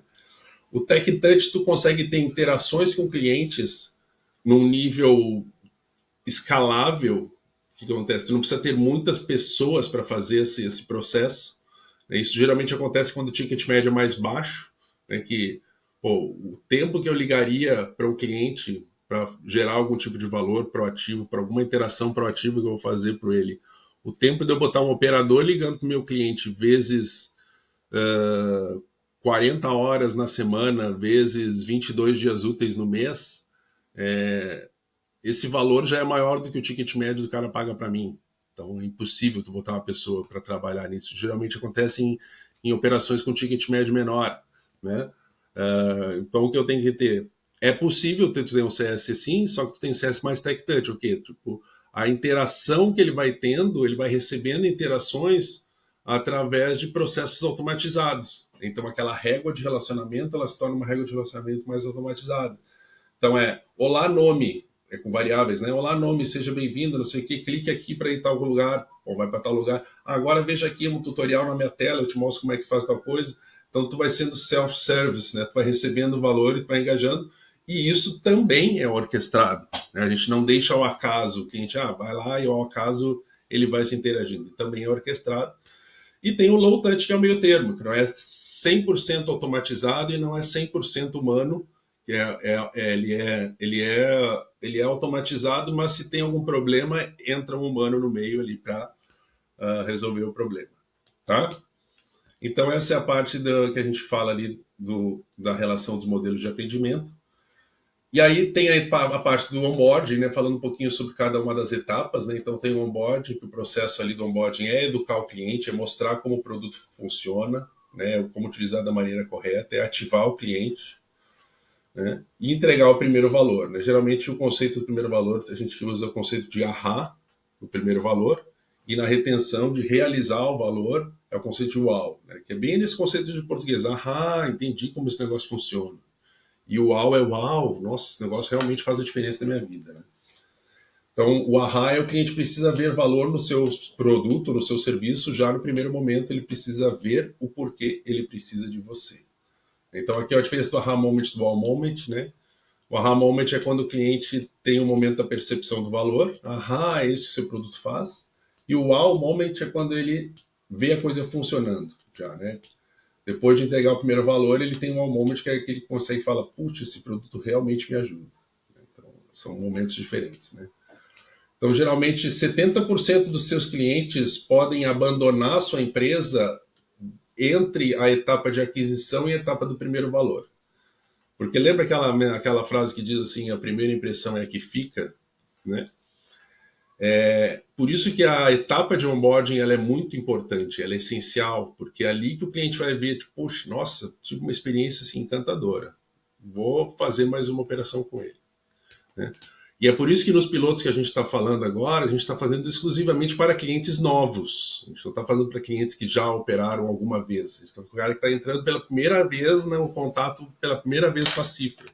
Porque a gente quer criar um momento encantador nesse processo aqui, para que ele volte a operar mais vezes também, né? E óbvio, não significa que eu preciso largar o cara depois, mas sim, precisa manter essa interação, mas minimamente ele precisa ter essa percepção, né? Então, muitos usuários deixam de utilizar um produto ou serviço nos primeiros momentos de uso, né? Os motivos podem ser desde a adaptação até o não entendimento do funcionamento, ou achar que o produto não entregou o que ele queria, né? E aí tem muito conceito daquela questão do fit, né? Que a gente vai falar bad fit, né? Às vezes fala de pessoas falam, pô, esse cliente tem bad fit, não tem fit com a minha empresa, né?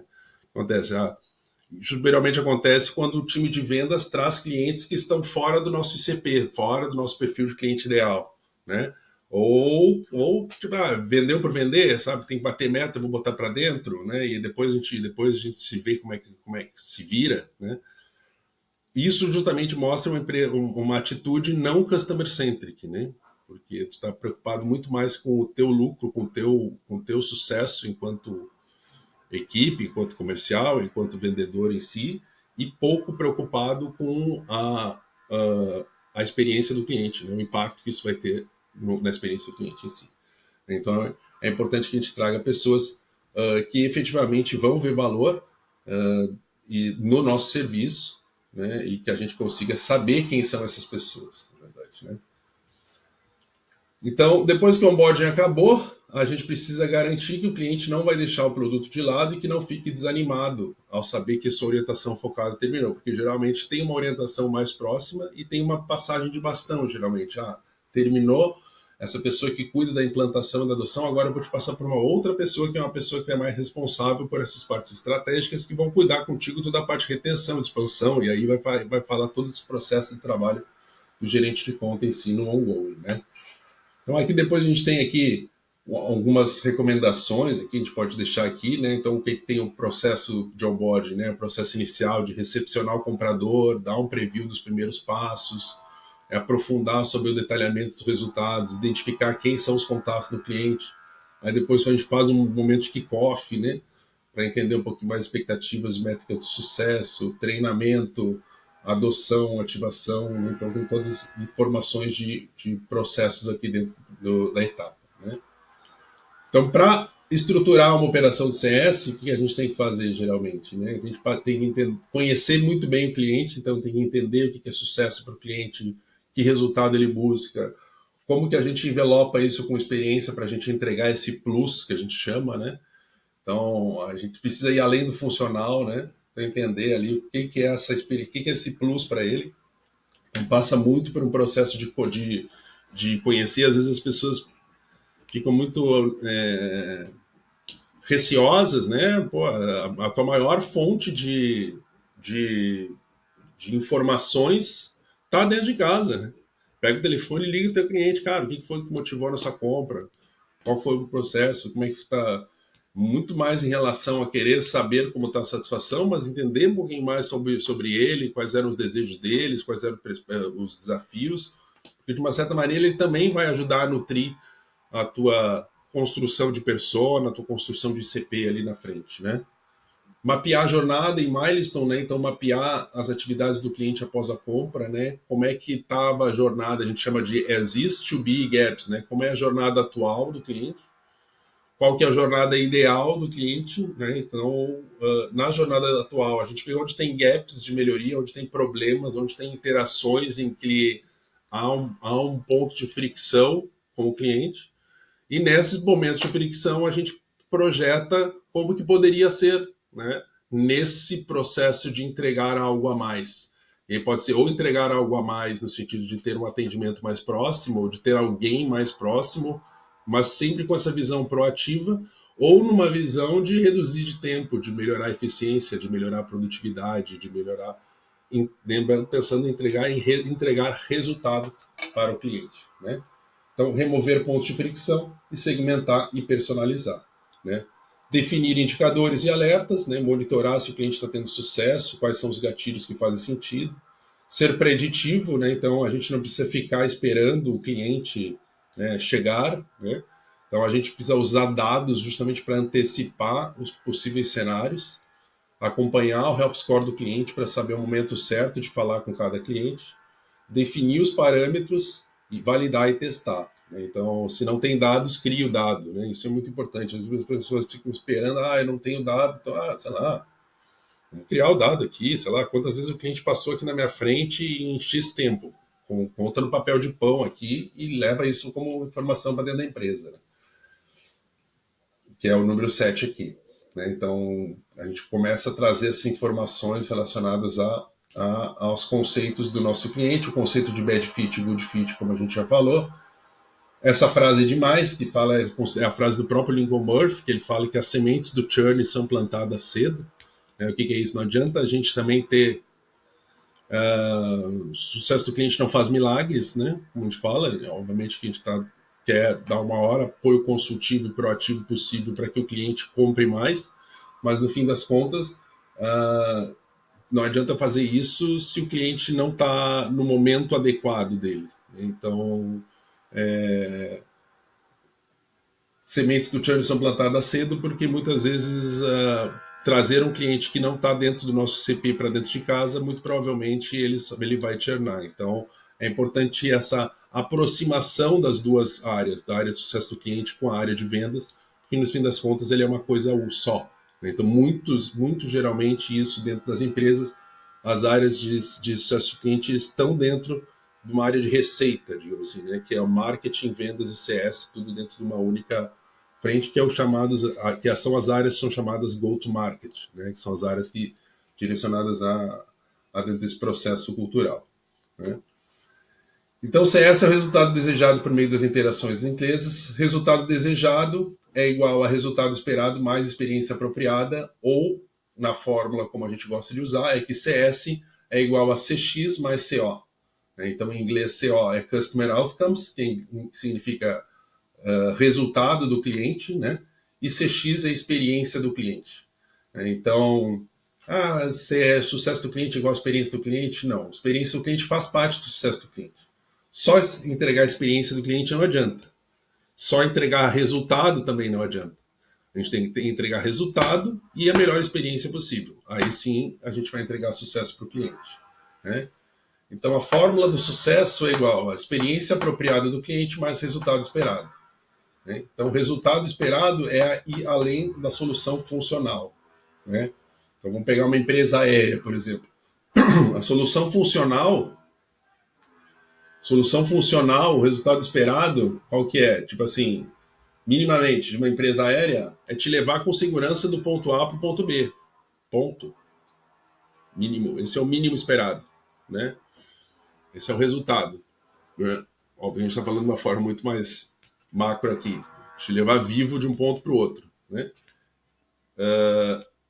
Mas o resultado desejado ele pode ser muito mais, pode ser relacionado a a, a velocidade, a conseguir executar as agendas em menor tempo, não precisar pegar trânsito, etc.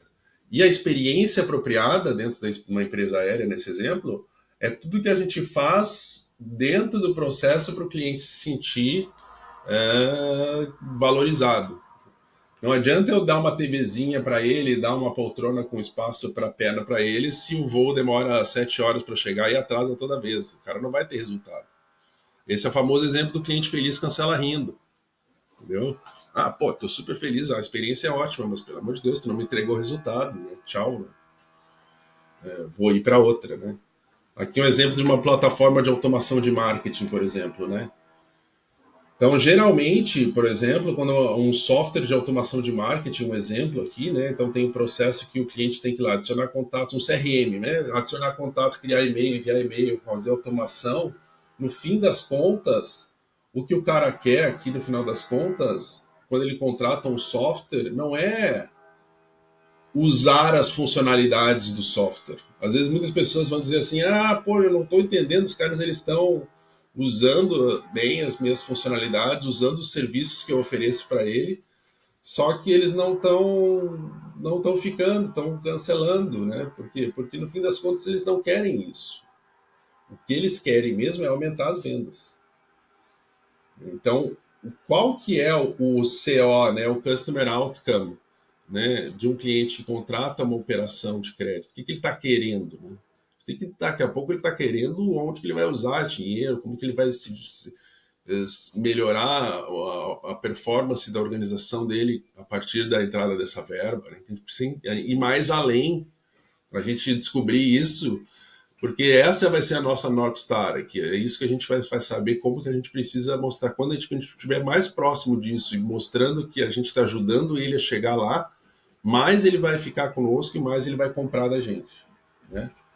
E a experiência do cliente dentro desse processo aqui é tudo que eu faço a mais e além daquilo que está contratado. Né? Nesse processo, o software está contratado as funcionalidades. Então, imagina que isso aqui são features dentro do software. Né? Então, tem o menu de adicionar contato, de criar e-mail, de enviar e-mail, de automação, etc. Isso é tudo que já está lá. Né? É o que eu falo, essa já é a solução funcional.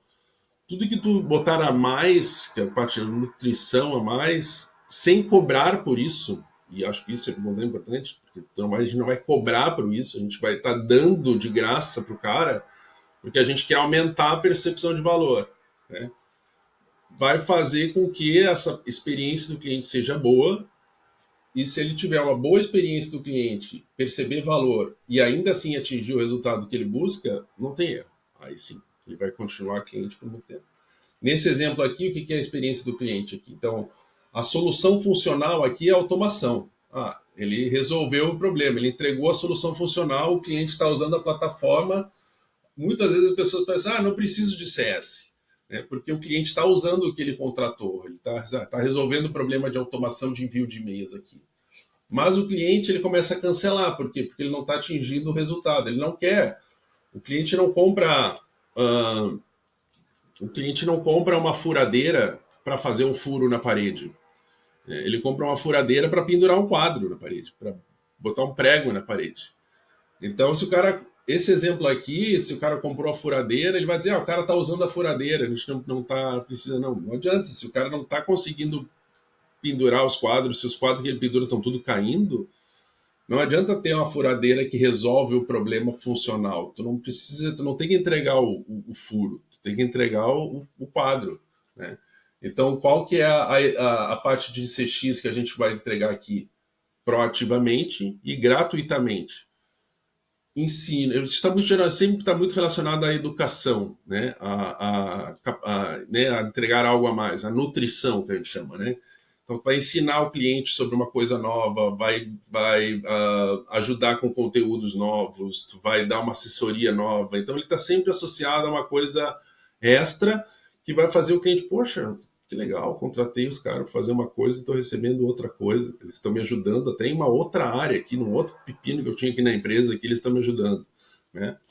Então, tu vai começar a ajudar outras frentes aqui, e daí com essa educação aqui, com essa parte de nutrição, a mais de experiência usando a solução, aí sim ele vai conseguir atingir o resultado desejado dele, tá?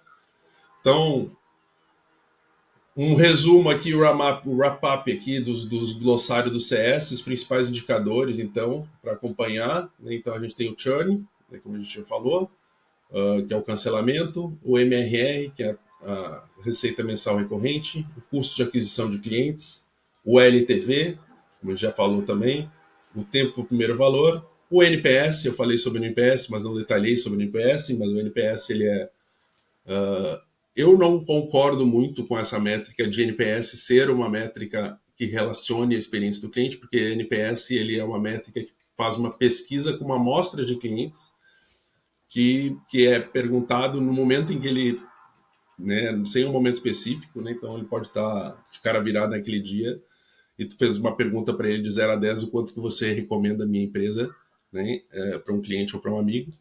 E eu prefiro muito mais trazer esse conceito de LTV, porque ele está muito mais associado justamente a ao quanto que a gente está conseguindo fazer com que esse cliente deixe de dinheiro dentro de casa e quanto que a gente consiga fazer com que ele, com que essa relação fique boa, né? Quando a gente reduza o churn e aumente a LTV. E o Health Score, como a gente falou, talvez é a melhor métrica para substituir o NPS, porque ele pode inclusive considerar o NPS dentro da métrica, mas a gente vai trazer ele quanto que ele está usando, quanto que ele está gastando, se ele fica inadimplente, não fica inadimplente, se ele aciona o suporte, não aciona o suporte, se ele se engaja com o marketing, não se engaja com o marketing, se ele recompra ou não recompra. Né? Então, tudo isso a gente vai ponderar e vai definir um peso único para definir a saúde do nosso cliente. Tá bom?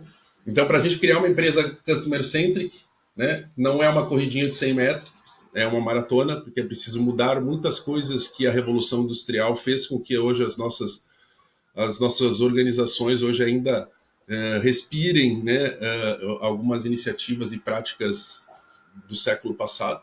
Né? Ele precisa de todos, ele é um por todos e todos por um, para que todos assumam essa postura e esse mindset justamente de pensar no cliente antes de pensar no lucro ou nos benefícios próprios, né?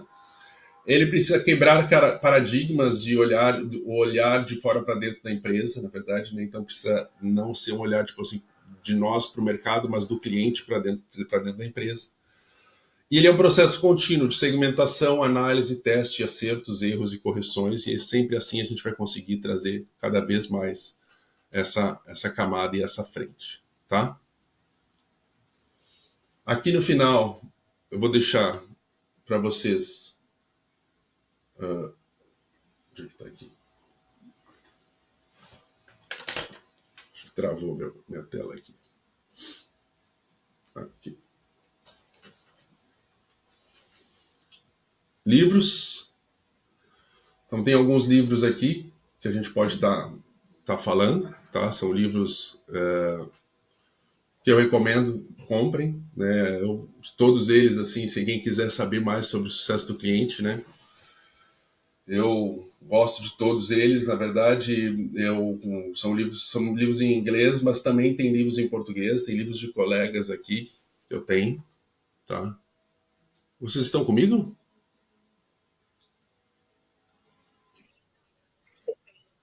Ah, tá bom. E aqui então, no final, é isso. Eu tenho aqui até um livro aqui que é esse azulzinho aqui, que para mim é o meu xodó, que é esse que está na ponta aqui.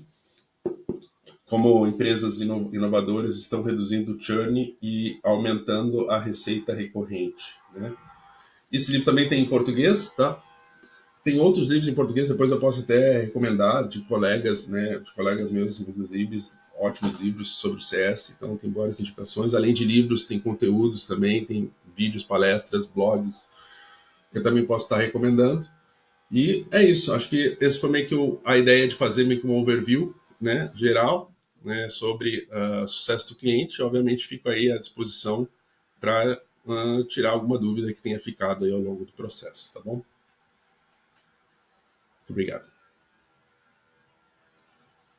Para de compartilhar aqui.